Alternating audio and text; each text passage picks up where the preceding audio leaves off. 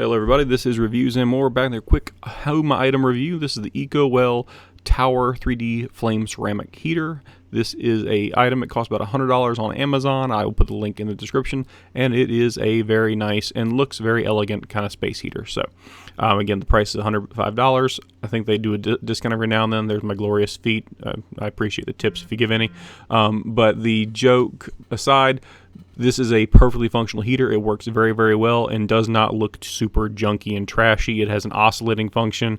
It has the ability to change temperature down to the degree from, like, I believe 70 degrees all the way up to like 95, which is the maximum. There you see me putting on the base plate, which comes separately with it. Comes with a little I think it's a 4-foot power cord, nothing too crazy long. So you might need extension cord depending on your use and application. It has a nice little fire element at the bottom. It's obviously just all a fake fire. It looks kind of like hot coals with fake flames in the background. Looks nice, doesn't look too cheesy. Provides a little bit of a light source, so it's kind of some ambient light, but not a crazy amount of light. The fans on it are decently powerful. It does push the hot air pretty far. It has a fan function by itself, so you can run this as a fan without any heat attached to it at all. So it will just cool you off in a room if that is the option you want. But it also obviously has the heat, which is the main purpose of it.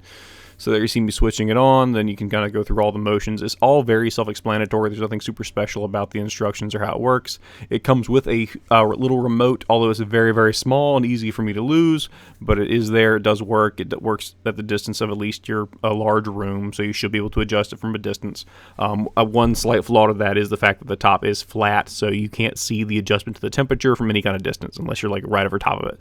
So you need to kind of hope that you have the right thing on the screen, otherwise you might be pushing the button incorrectly. But other than that, it works perfectly fine. So the next thing we're going to see is a bunch of testing of temperature. Whenever I test a heater, the main thing is there's two real functions to a heater. There you see the flames. Will it heat you, as in like when it's blowing on you, does it feel nice and warm? That's the easy one that you just kind of say yes. I can tell you yes, it's nice and warm, blows hot air on you. It does that great. And the other option is, will it heat the room well? And that's what the testing from this point on will all be related to. I do it in 5-minute increments. We start with a room during the wintertime here where I live. It was about, I got the room down to about 66 degrees, which is pretty daggone chilly for the wintertime in the South. So don't come at me if you're from like Minnesota telling me how not cold that is. Inside a house in the middle of the South where it's moist and humid all the time, 60 degrees, 66 degrees is kind of feels chilly on the skin. So we're going to just see kind of the temperature change and how it works and how much of a difference we're going to see over time. So first, the setup.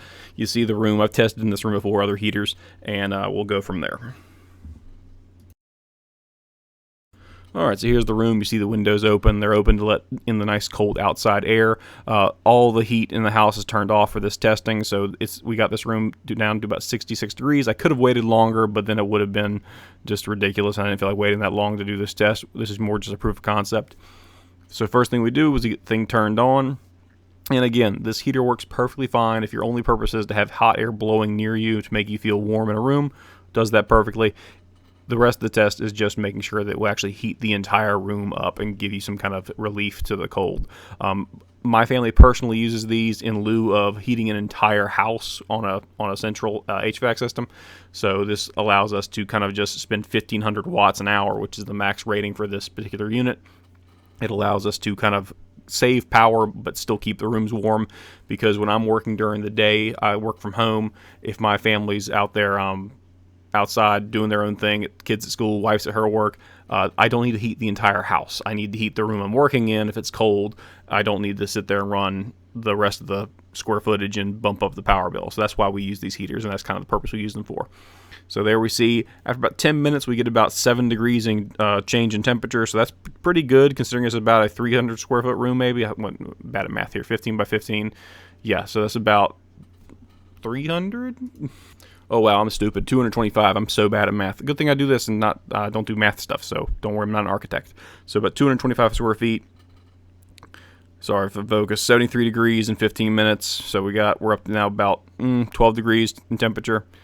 And then by the time we roll around 20 minutes, we have a nice toasty room. Once it gets past 75, that's kind of like it feels good and warm in a house, and at least in my experience.